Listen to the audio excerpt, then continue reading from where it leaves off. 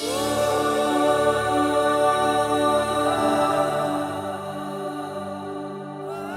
is the purpose of your life and the purpose of God's call and election in your life. This is the great promises in the Bible that God calls you to obtain His kingdom and glory. എനിക്കായൊരു ഭവനം ഉയരെ അങ്ങുയരെ ഒരുങ്ങിയിടുന്നു ദൈവസന്നിധിയിൽ. ദൈവത്തിൻ കയ്യാൽ നിർമ്മിതമാം ഭവനം ഒരുങ്ങിയിടുന്നു അങ്ങുയരെ. എനിക്കായൊരു ഭവനം ഉയരെ അങ്ങുയരെ ഒരുങ്ങിയിടുന്നു ദൈവസന്നിധിയിൽ. ദൈവത്തിൻ കയ്യാൽ നിർമ്മിതമാം ഭവനം ഒരുങ്ങിയിടുന്നു അങ്ങുയരെ. പതിനായിരങ്ങളിൽ സുന്ദരനെ ഞാൻ കാണുമേ, തേജോമയനാമൻ പിതാവിനെ ഞാൻ കാണുമേ. പതിനായിരങ്ങളിൽ സുന്ദരനെ ഞാൻ കാണുമേ, തേജോമയനാമൻ പിതാവിനെ ഞാൻ കാണുമേ.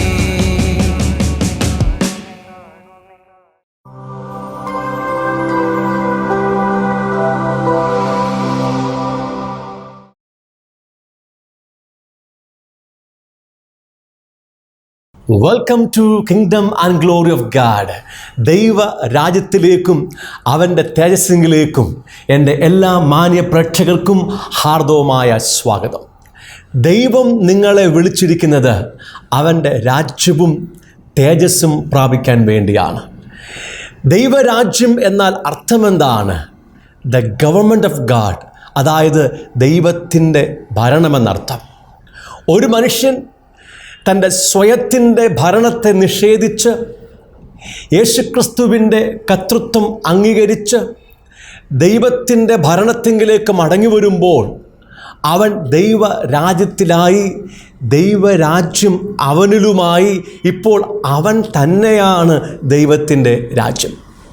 രണ്ടാമതായി, യേശുക്രിസ്തു ഈ ഭൂമിയിലേക്ക് മടങ്ങി വരുമ്പോൾ ഈ ഭൂമിയിലുള്ള എല്ലാ ഭരണത്തിനും വാഴ്ചയ്ക്കും അധികാരത്തിനും കർത്തൃത്വത്തിനും നീക്കം വരുത്തിയിട്ട് രാജ്യം അഥവാ ഭൂമിയുടെ ഭരണം പിതാവാം ദൈവത്തെ ഏൽപ്പിക്കുമ്പോൾ ദൈവരാജ്യം അക്ഷരികമായി ഈ ഭൂമിയിൽ വെളിപ്പെടുകയാണ്.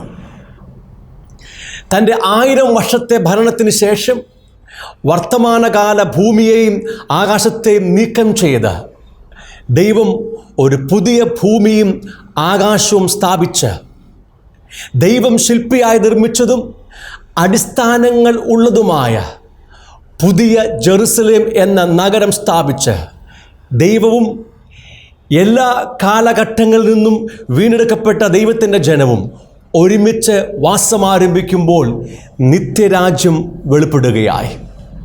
ദൈവം നിങ്ങളെ വിളിച്ചിരിക്കുന്നത് അവൻ്റെ രാജ്യം പ്രാപിക്കാൻ മാത്രമല്ല, അവൻ്റെ തേജസ്സും പ്രാപിക്കാൻ വേണ്ടിയാണ്. ദൈവ തേജസ് എന്നാൽ അർത്ഥമെന്താണ്? വേദപുസ്തക ചരിത്രത്തിൽ ഒരു മനുഷ്യൻ്റെ ഇന്ദ്രിയങ്ങൾക്ക് പ്രാപ്യമായ അളവിൽ ദൈവം തന്നെ വെളിപ്പെടുത്തിയപ്പോൾ ആ ദൈവീക പ്രത്യക്ഷതയ്ക്ക് പറഞ്ഞിരുന്ന പേരാണ് ദൈവത്തിൻ്റെ തേജസ്. ദൈവ തേജസ് എന്ന് പറഞ്ഞാൽ ദർശനീയവും സ്പർശനീയവും ശ്രവണീയവുമായ ദൈവത്തിൻ്റെ സാന്നിധ്യമാണ്.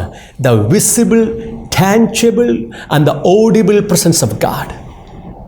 മറ്റൊരു രീതിയിൽ പറഞ്ഞാൽ ദൈവജീവൻ്റെ സമ്പൂർണമായ പ്രകടീകരണമാണ് അവൻ്റെ തേജസ്.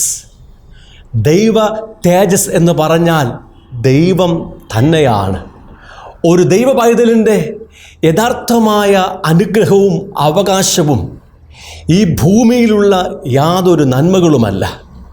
സ്വർഗത്തിൽ ചെല്ലുമ്പോൾ ലഭിക്കാൻ പോകുന്ന വിശേഷമേറിയ പ്രതിഫലങ്ങളോ പുതിയ ജെറുസലേമിൽ ലഭിക്കാൻ പോകുന്ന ശ്രേഷ്ഠമേറിയ ഭവനങ്ങളോ അവൻ്റെ അനുഗ്രഹമോ അവകാശമോ അല്ല. ഒരു ദൈവ പൈതലിൻ്റെ യഥാർത്ഥ അനുഗ്രഹവും അവകാശവും ദൈവം തന്നെയാണ്, അഥവാ ദൈവത്തിൻ്റെ തേജസ്സാണ്. വേദപുസ്തകത്തിലെ എല്ലാ ഉപദേശങ്ങളും ദൈവരാജ്യത്തിൻ്റെയും ദൈവ തേജസ്സിൻ്റെയും അടിസ്ഥാനത്തിലാണ് ദൈവം വെളിപ്പെടുത്തിയിരിക്കുന്നത്. വീണ്ടും ഒരിക്കലൂടെ ദൈവ രാജ്യത്തിലേക്കും അവൻ്റെ തേജസ്സിങ്കിലേക്കും നിങ്ങൾക്കേവർക്കും ഹാർദവമായ സ്വാഗതം. ദൈവനീതിയെക്കുറിച്ചാണ് കഴിഞ്ഞ 18 എപ്പിസോഡുകളിലായി നാം പഠിച്ചുകൊണ്ടിരിക്കുന്നത്. റോമാലേഖനത്തിലെ ആദ്യത്തെ 3 അധ്യായങ്ങളിലൂടെ മാനവജാതിയുടെ അടിസ്ഥാനപരമായ പ്രശ്നങ്ങളെ നാം പഠിച്ചു കഴിഞ്ഞു. യഹൂദന്മാരും ജാതികളും ഒരുപോലെ സ്വർഗസ്ഥനായ ദൈവത്തിൻ്റെ നിയമങ്ങൾ ലംഘിച്ച് അവനെതിരെ പാപം ചെയ്ത് പാപികളായി തീർന്ന് ദൈവിക ക്രോധത്തിൽ നിത്യമരണത്തിനായി വിധിക്കപ്പെട്ടിരിക്കുകയാണ്.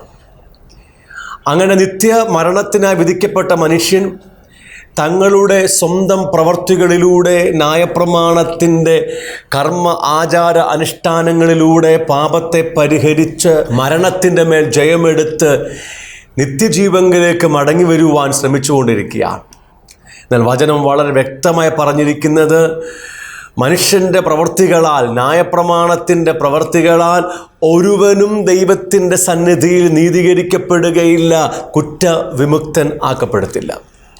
എന്നാൽ റോമാലേഖനം 3-ാം അധ്യായത്തിൻ്റെ 24-ാം വാക്യത്തിൽ നാം പഠിച്ചത് ദൈവത്തിൻ്റെ കൃപയാൽ യേശുക്രിസ്തുവിങ്കലെ വീണ്ടെടുപ്പ് മൂലം ദൈവം ഒരുവനെ സൗജന്യമായി നീതീകരിക്കുക. പാപം ചെയ്തിട്ടില്ലാത്തവനായി ദൈവം ഒരുവനെ കണക്കാക്കുന്നത് യേശുക്രിസ്തുവിങ്കലുള്ള വീണ്ടെടുപ്പിലൂടെയാണെന്ന് നാം വ്യക്തമായിട്ട് പഠിച്ചു കഴിഞ്ഞു.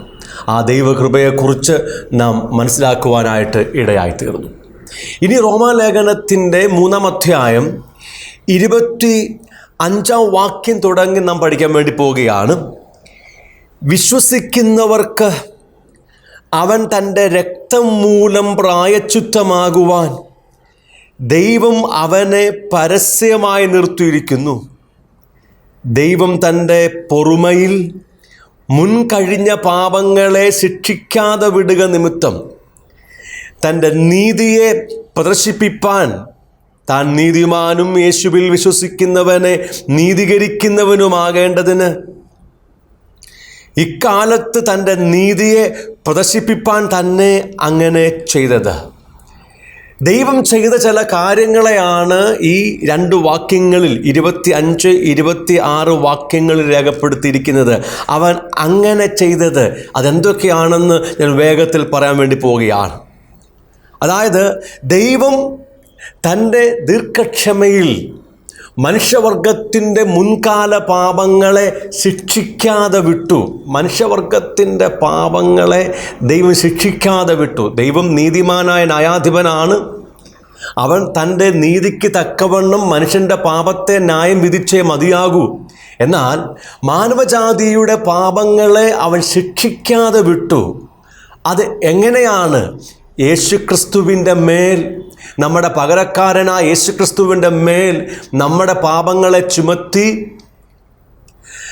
അവനെ നമുക്ക് വേണ്ടി പാപമാക്കി നമ്മുടെ പാപത്തിൻ്റെ ന്യായവിധി യേശുക്രിസ്തുവിൽ നടത്തിയതിലൂടെയാണ്. അങ്ങനെ അവൻ നമ്മെ വീണ്ടെടുത്തു. മാത്രമല്ല, ഇത് വിശ്വസിക്കുന്നവർക്ക് യേശുക്രിസ്തുവിൻ്റെ രക്തം മൂലം പ്രായശ്ചിത്തമാകുവാൻ ദൈവം ഇപ്പോൾ യേശുവിനെ പരസ്യമായി നിർത്തിയിരിക്കുകയാണ്. നമ്മുടെ പാപങ്ങളെ ശിക്ഷിക്കാതെ വിടുന്നത് മാത്രമല്ല, നമ്മെ യേശുക്രിസ്തുവിങ്കിലൂടെ നിത്യമായി വീണ്ടെടുത്തത് മാത്രമല്ല, ഇപ്പോൾ ദൈവം യേശുക്രിസ്തുവിനെ അവൻ്റെ രക്തം മൂലം നമ്മുടെ പാപങ്ങൾക്ക് പ്രായശ്ചിത്തമാകുവാൻ പരസ്യമായി നിർത്തിയിരിക്കുകയാണ്. ഞാൻ നിങ്ങളോട് ഇന്ന് ഈ സുവിശേഷം പ്രസംഗിക്കുമ്പോൾ യേശുവിനെ പരസ്യമായി നിർത്തിയിരിക്കുന്ന ഈ കാഴ്ചയാണ് നിങ്ങളുടെ മുമ്പാകെ ഞാൻ വെളിപ്പെടുത്തുന്നത്. നിങ്ങൾ യേശുക്രിസ്തുവിനെ വിശ്വസിക്കുമ്പോൾ അവൻ്റെ രക്തത്തിലൂടെ ഇപ്പോൾ നിങ്ങളുടെ പാപങ്ങൾക്ക് പ്രായശ്ചിത്തം വരികയാണ്, പാപങ്ങൾക്ക് മോചനം വരികയാണ്. കാരണം ദൈവം നിങ്ങളുടെ പാപങ്ങളെ യേശുക്രിസ്തുവിൻ്റെ മേൽ ചുമത്തി, യേശുക്രിസ്തുവിനെ ന്യായം വിധിച്ച് നിങ്ങളെ അവനിലൂടെ വീണ്ടെടുത്തിരിക്കുകയാണ്. മാത്രമല്ല, അങ്ങനെ വിശ്വസിക്കുന്നവനെ ദൈവം ഇപ്പോൾ സൗജന്യമായി നീതീകരിക്കുകയാണ്. അതായത് പാപം ചെയ്തിട്ടില്ലാത്തവനായി ദൈവം നിങ്ങളെ കണക്കാക്കുകയാണ്. അതെങ്ങനെയാണ്? നിങ്ങളുടെ പാപങ്ങൾ നിങ്ങളുടെ പകരക്കാരനായ പുത്രനായ യേശുവിൻ്റെ മേൽ ദൈവം ചുമത്തി. യേശു കർത്താവ് നിങ്ങളുടെ പാപങ്ങളെ നിങ്ങൾക്ക് പകരമായി തൻ്റെ ശരീരത്തിൽ ചുമന്നുകൊണ്ട് ക്രൂശിന്മേൽ കയറി. ദൈവം യേശു ക്രിസ്തുവിനെ നിങ്ങൾക്ക് വേണ്ടി പാപമാക്കി ആ പാപത്തിൻ്റെ ശിക്ഷ യേശു ക്രിസ്തുവിൻ്റെ ശരീരത്തിൽ കൊടുത്തതിലൂടെ ദൈവം നിങ്ങളെ പാപമില്ലാത്തവനായി കണക്കാക്കി പാപശിക്ഷയിൽ നിന്ന് വിടുവിക്കുക മാത്രമല്ല, നിങ്ങൾക്ക് തൻ്റെ നീതി തന്ന് നിങ്ങളെ സൗജന്യമായി നീതീകരിച്ച് പാപം ചെയ്തിട്ടില്ലാത്തവനായി പ്രഖ്യാപിക്കുകയാണ്. ദൈവം ഇത്രയും കാര്യങ്ങൾ ചെയ്തു. അതിൻ്റെ ചില പ്രധാനപ്പെട്ട മർമ്മങ്ങളും കൂടെ അവിടെ രേഖപ്പെടുത്തുകയാണ്. ദൈവം ഇങ്ങനെ ചെയ്തതിലൂടെ അവൻ തൻ്റെ നീതിയെ പ്രദർശിപ്പിച്ചു. ആ വാക്യം കണ്ടോ? 25-ാം വാക്യത്തിൽ ദൈവം ഇങ്ങനെ ചെയ്തതിലൂടെ തൻ്റെ നീതിയെ പ്രദർശിപ്പിച്ചു. എന്താണ് ദൈവം തൻ്റെ നീതിയെ പ്രദർശിപ്പിച്ചു എന്നതിൻ്റെ അർത്ഥം വ്യക്തമാക്കാം. ആദമിൻ്റെ ഭാഷയിൽ പറഞ്ഞാൽ അവൻ ഒരു ചെറിയ തെറ്റ് മാത്രമേ ചെയ്തിരുന്നുള്ളൂ. ഒരു വൃക്ഷത്തിൻ്റെ ഫലം മാത്രമേ അവൻ ഭക്ഷിച്ചുള്ളൂ. പക്ഷെ ആ ഒരു ചെറിയ തെറ്റിന് അവൻ അനുഭവിക്കേണ്ടി വന്നത് നിത്യമായിരിക്കുന്ന മരണമാണ്. ദൈവത്തിൽ നിന്ന് അകന്ന് ദൈവത്തിൻ്റെ തേജസ്സിനെ പ്രാപിക്കാതെ നിത്യനരകത്തിൽ ജീവിക്കുവാൻ ദൈവം അവനെ ന്യായം വിധിച്ചു. നിശ്ചയമായിട്ടും ആദം ചോദിക്കുകയാണ്, കർത്താവേ, ഈ ചെറിയൊരു തെറ്റിനു വേണ്ടി നീ എന്നെ ഇങ്ങനെ ന്യായം വിധിച്ചിരിക്കുന്നു. നിന്റെ വിധികൾ നീതിയുള്ളവയാണോ? നീ നീതിമാനായ ന്യായാധിപനാണോ എന്ന് നിരവധി പ്രാവശ്യം അവൻ ദൈവത്തോട് നിലവിളിച്ച് ചോദിച്ചിരിക്കാം. തുടർന്ന് ആദാമിൻ്റെ പാരമ്പര്യത്തിൽ ജനിച്ച എല്ലാവരും പാപികളായി തീർന്നു. ചില ചെറിയ തെറ്റുകൾ ചെയ്തതുകൊണ്ട് അവരെല്ലാവരും പാപത്തിൻ്റെ ശിക്ഷയായ നിത്യമരണം അനുഭവിക്കുകയാണ്. ഇങ്ങനെ ദൈവത്തെ അറിഞ്ഞ് ദൈവത്തിൻ്റെ കൽപ്പനകൾ ലംഘിച്ച് നിത്യമരണം അനുഭവിക്കുവാൻ വിധിക്കപ്പെട്ട എല്ലാ മനുഷ്യൻ്റെയും ഹൃദയത്തിൽ ഒരു ചോദ്യമുണ്ട്. ദൈവമേ, നീ നീതിമാനായ ന്യായാധിപനാണോ? നിന്റെ വിധികൾ നീതിയുള്ളതാണോ? ഞങ്ങളുടെ ഈ ചെറിയ തെറ്റുകൾക്കു വേണ്ടി നീ ഞങ്ങളെ ഇങ്ങനെ ന്യായം വിധിക്കുമോ? എല്ലാ മനുഷ്യൻ്റെയും അകത്തും ഇത്തരത്തിലുള്ള ചോദ്യങ്ങൾ ഉണ്ടാകുമെന്ന് ഞാൻ ചിന്തിക്കുകയാണ്. എന്നാൽ ഇപ്പോൾ ദൈവം സകല മാനവജാതിക്കും പകരക്കാരനായി തൻ്റെ ഏകജാതനായ പുത്രനെ ഭൂമിയിലേക്ക് അയച്ചു. പുത്രൻ ഒരിക്കലും പാപം ചെയ്തിട്ടില്ല. ഒരു പാപം പോലും അവൻ ചെയ്തിട്ടില്ല. അവൻ പാപം അറിഞ്ഞിട്ടില്ല. എന്നാൽ പിതാവാം ദൈവം നമ്മുടെ എല്ലാവരുടെയും പാപത്തെ അവൻ്റെ മേൽ ചുമത്തുകയും അവൻ നമ്മുടെ പാപങ്ങളെ ചുമന്നുകൊണ്ട് നമുക്ക് പകരം ക്രൂശിന്മേൽ കയറുകയും ദൈവമേശുവിനെ നമുക്ക് വേണ്ടി പാപമാക്കുകയും ചെയ്തപ്പോൾ പാപത്തിനെതിരെയുള്ള ദൈവത്തിൻ്റെ ഉഗ്രമായ ക്രോധം, ദൈവത്തിൻ്റെ ന്യായവിധി തൻ്റെ പുത്രൻ്റെ മേലും ഇറങ്ങി വന്നു. അവൻ പാപം ചെയ്തിട്ടില്ല എന്ന് ദൈവം ചിന്തിച്ചില്ല. അവൻ തൻ്റെ ഏകജാതനായ പുത്രനാണെന്ന് ദൈവം കരുതിയില്ല. മാനവജാതിയുടെ പാപത്തെ തൻ്റെ പുത്രൻ്റെ മേൽ കണ്ടപ്പോൾ ദൈവത്തിൻ്റെ നീതിയുള്ള കോപത്താൽ തൻ്റെ പുത്രനെയും ദൈവം ന്യായം വിധിച്ചു. അതായത് പാപം മനുഷ്യൻ്റെ മേൽ കണ്ടാലും പാപം ചെയ്തിട്ടില്ലാത്ത തൻ്റെ സ്വന്തം ഏകജാതനായ പുത്രൻ്റെ മേൽ കണ്ടാലും ദൈവം ഒരുപോലെ ന്യായം വിധിക്കും. അങ്ങനെ തൻ്റെ പുത്രനെ ന്യായം വിധിച്ചതിലൂടെ പാപം അറിഞ്ഞിട്ടില്ലാത്ത, പാപം ചെയ്തിട്ടില്ലാത്ത തൻ്റെ പുത്രനെ ന്യായം വിധിച്ചതിലൂടെ ദൈവം തൻ്റെ നീതിയെ പ്രദർശിപ്പിച്ചു. മാത്രമല്ല, ആ വാക്യം പറഞ്ഞിരിക്കുന്നത് താൻ നീതിമാനാണെന്ന്, താൻ നീതിമാനായ ന്യായാധിപനാണെന്ന് ഈ ലോകത്തിന് മുമ്പാകെ പ്രഖ്യാപിക്കുകയും ചെയ്തിരിക്കുകയാണ്. ദൈവത്തിൻ്റെ ന്യായവിധികൾ എത്ര ശ്രേഷ്ഠമാണെന്ന് ഈ വാക്യത്തിലൂടെ ദൈവം നമ്മെ വെളിപ്പെടുത്തുകയാണ്. അവൻ എത്രമാത്രം നീതിമാനായ ന്യായാധിപനാണെന്ന് ഈ ലോകത്തിന് മുമ്പാകെ അവൻ വെളിപ്പെടുത്തി കൊടുക്കുക. മാത്രമല്ല, ഇപ്പോൾ യേശുക്രിസ്തുവിൽ വിശ്വസിക്കുന്നവനെ അവൻ സൗജന്യമായി നീതീകരിക്കുക. ദൈവം ഇത്ര നീതിമാനായ ന്യായാധിപനായിട്ടും യേശുക്രിസ്തുവിൽ വിശ്വസിക്കുന്നവനെ, പാപിയായ ഒരു മനുഷ്യനെ സൗജന്യമായി നീതീകരിക്കുന്നതിലൂടെയും തൻ്റെ നീതിയെ അവൻ വെളിപ്പെടുത്തുകയാണ്. മാത്രമല്ല, യേശുവിൽ വിശ്വസിക്കുന്നവനെ നീതീകരിക്കുന്നവനുമാകേണ്ടതിനാണ് അവൻ ഇക്കാലത്ത് തൻ്റെ നീതിയെ പ്രദർശിപ്പിച്ചിരിക്കുന്നത്. ഇന്നും ദൈവം തൻ്റെ നീതിയെ ഈ ലോകത്തിൻ്റെ മുമ്പാകെ വെളിപ്പെടുത്തുകയാണ്. ഏതെങ്കിലും ഒരു വ്യക്തി ഈ സുവിശേഷം കേട്ട്, നിങ്ങൾ എത്ര കൊടുംപാപിയായിരിക്കാം, എത്ര ദുഷ്ടനായിരിക്കാം, പക്ഷേ ഈ സുവിശേഷം കേട്ട് നിങ്ങൾ യേശുക്രിസ്തുവിനെ വിശ്വസിക്കുമ്പോൾ അവൻ്റെ രക്തം മൂലം നിങ്ങളുടെ പാപങ്ങൾക്ക് പ്രായശ്ചിത്തം വരികയും ദൈവം നിങ്ങളെ സൗജന്യമായി നീതീകരിച്ച് നിങ്ങളുടെ പാപി എന്ന പേരിനെ നീക്കം ചെയ്ത് ബഹുമാനപ്പെട്ട സ്വർഗത്തിലെ കോടതി നിങ്ങളെ തൻ്റെ നീതിമാനായി പ്രഖ്യാപിക്കുകയാണ്. അതിനുവേണ്ടിയാണ് ദൈവം ഇപ്പോൾ യേശുവിനെ പരസ്യമായി നിർത്തിയിരിക്കുന്നത്.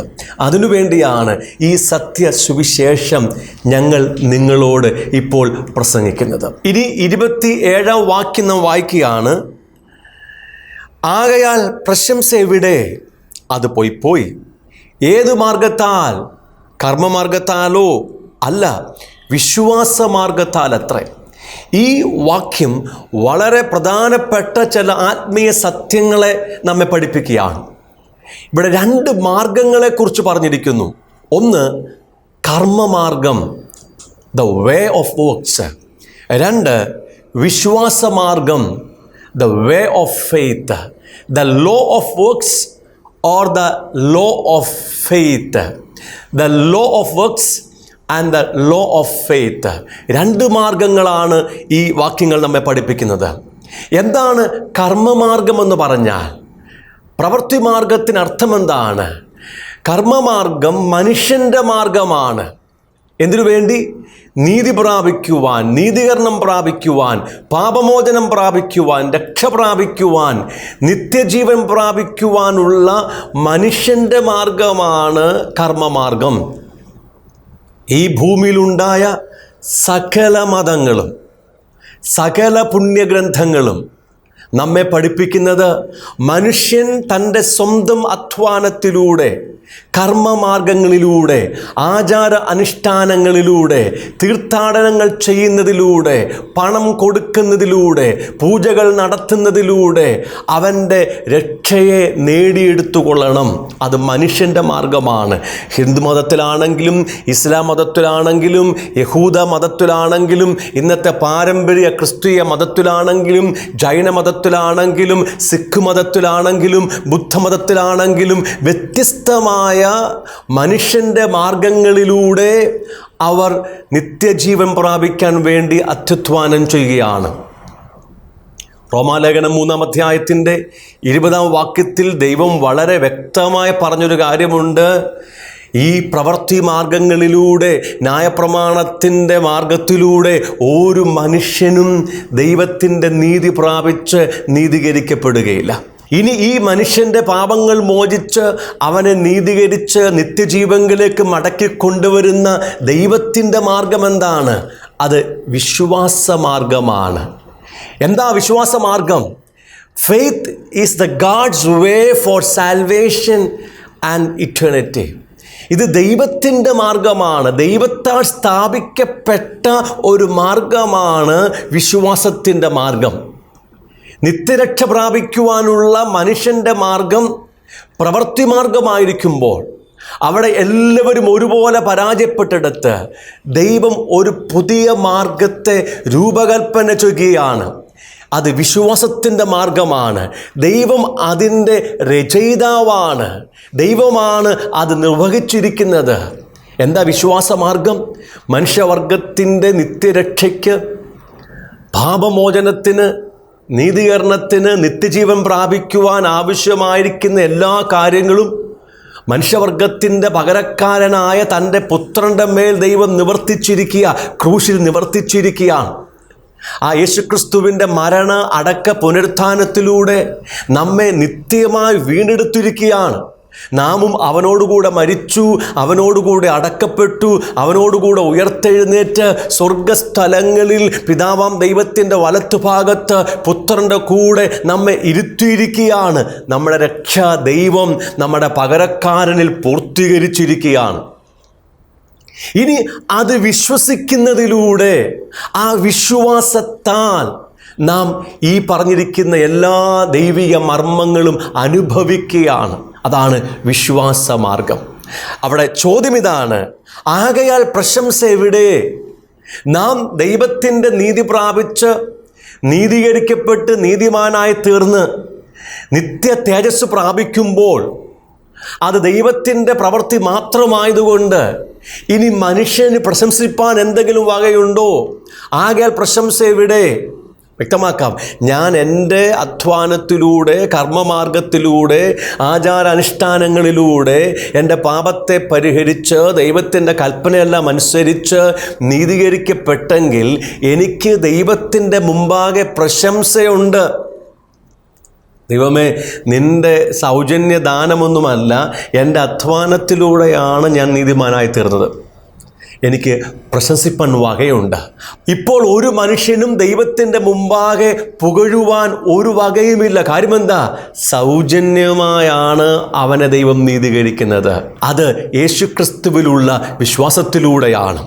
അതുകൊണ്ട് 28-ാം വാക്യം പറയുന്നു, അങ്ങനെ മനുഷ്യൻ ന്യായപ്രമാണത്തിൻ്റെ പ്രവൃത്തി കൂടാതെ വിശ്വാസത്താൽ തന്നെ നീതീകരിക്കപ്പെടുന്നു എന്ന് നാം അനുമാനിക്കുന്നു. മലയാളം ബൈബിളിൽ അത് വളരെ ബലഹീനമായ തർജ്ജമയാണ്.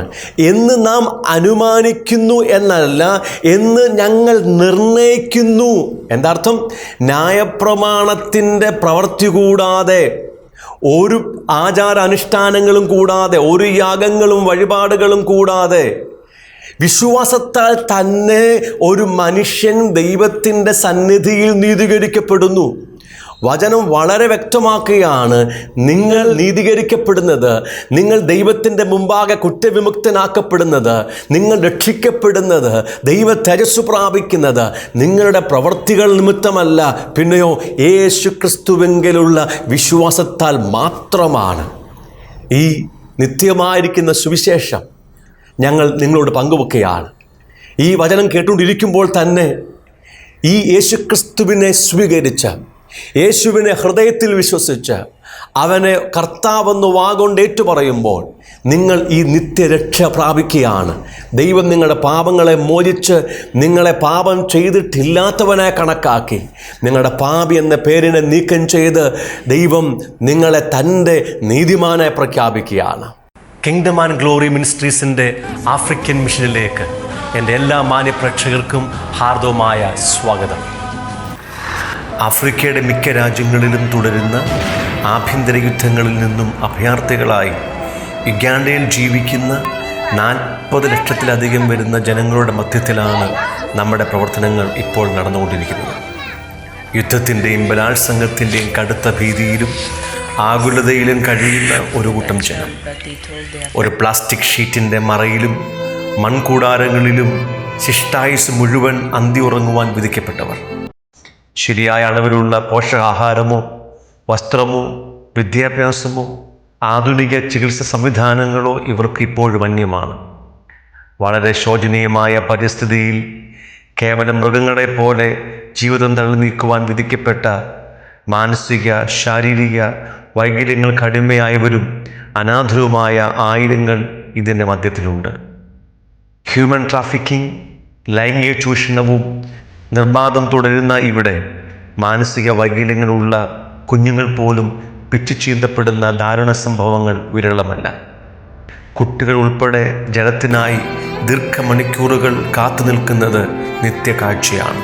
ഈ ജനത്തിന് ആശ്വാസവും ധൈര്യവും പകർന്നുകൊണ്ട് 25ഓളം വരുന്ന നമ്മുടെ മിഷൻ പ്രവർത്തകർ ഭവനങ്ങൾ സന്ദർശിക്കുകയും വചനം പഠിപ്പിക്കുകയും ഇവർക്കായി പ്രാർത്ഥിക്കുകയും ചെയ്യും. ഗ്ലോറിയസ് കിഡ്സ് കാസിൽ എന്ന പേരിൽ മാനസിക വൈകല്യങ്ങൾ ഉള്ള കുഞ്ഞുങ്ങളുടെ പുനരധിവാസത്തിനായുള്ള ഒരു സ്ഥാപനവും നാം ആരംഭിച്ചിട്ടുണ്ട്. ആഫ്രിക്കയുടെ വിവിധ രാജ്യങ്ങളിലേക്ക് സുവിശേഷ ദൗത്യവുമായി മിഷണർമാരെ അയക്കുന്നതിനായി ബൈബിൾ ട്രെയിനിങ് സെൻ്ററിൻ്റെ നിർമ്മാണ പ്രവർത്തനങ്ങൾ ഇവിടെ പുരോഗമിച്ചുകൊണ്ടിരിക്കുന്നു.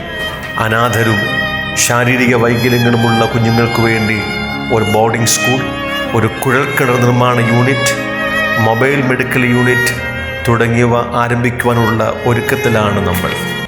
ഈ ദൗത്യത്തിൽ നിങ്ങൾക്കും ഞങ്ങൾക്കൊപ്പം പങ്കുചേരുവാൻ അവസരമുണ്ട്. അനാഥരും വൈകല്യങ്ങൾക്ക് അടിമകളുമായ ഒന്നോ അതിലധികമോ കുഞ്ഞുങ്ങളെ നിങ്ങൾക്ക് സ്പോൺസർ ചെയ്യുവാൻ കഴിയും. ബോർവെൽ നിർമ്മാണ യൂണിറ്റിലും മൊബൈൽ മെഡിക്കൽ യൂണിറ്റിലും നിങ്ങൾക്ക് പങ്കാളിത്തം വഹിക്കുകയോ സ്പോൺസർ ചെയ്യുകയോ ചെയ്യാം. ഒന്നോ അതിലധികമോ സുവിശേഷകന്മാരെ സപ്പോർട്ട് ചെയ്യുവാൻ നിങ്ങൾക്ക് അവസരമുണ്ട്. നിങ്ങളൊരു സ്പെഷ്യൽ എഡ്യൂക്കേറ്ററോ മെഡിക്കൽ പ്രൊഫഷനുള്ള വ്യക്തിയോ ആണെങ്കിൽ നിങ്ങളുടെ സഹായം ഇവർക്ക് അധികം ആവശ്യമുണ്ട്. ഈ ദൗത്യങ്ങൾക്ക് വേണ്ടി പ്രാർത്ഥിക്കുവാനും ഈ സ്ഥലം സന്ദർശിക്കുവാനും നിങ്ങൾക്ക് അവസരമുണ്ട്. നിങ്ങൾക്ക് സ്വന്തമായ ഒരു മിനിസ്ട്രി ഇവിടെ ആരംഭിക്കുവാൻ ആഗ്രഹമുണ്ടെങ്കിൽ ആവശ്യമായ എല്ലാ നിയമസഹായങ്ങളും ഞങ്ങളുടെ NGO നൽകുന്നതായിരിക്കും. വാക്കുകൾക്ക് അതീതമായ ദുരന്തമുഖത്ത് ജീവിക്കുന്ന നമ്മുടെ സഹജീവികളുടെ ആശ്വാസത്തിനും ഉന്നമനത്തിനുമായി നമുക്ക് ഒരുമിച്ച് ഈ ദൗത്യത്തിൽ പങ്കുചേരാം. പുതുജെറുസലേം നഗരമതിൻ ഭവനമാ, നിൻ തേജസ്സിൻ പൂർണ്ണതയിൻ അവകാശമാ. പുതുജെറുസലേം നഗരമതിൻ ഭവനമാ, നിൻ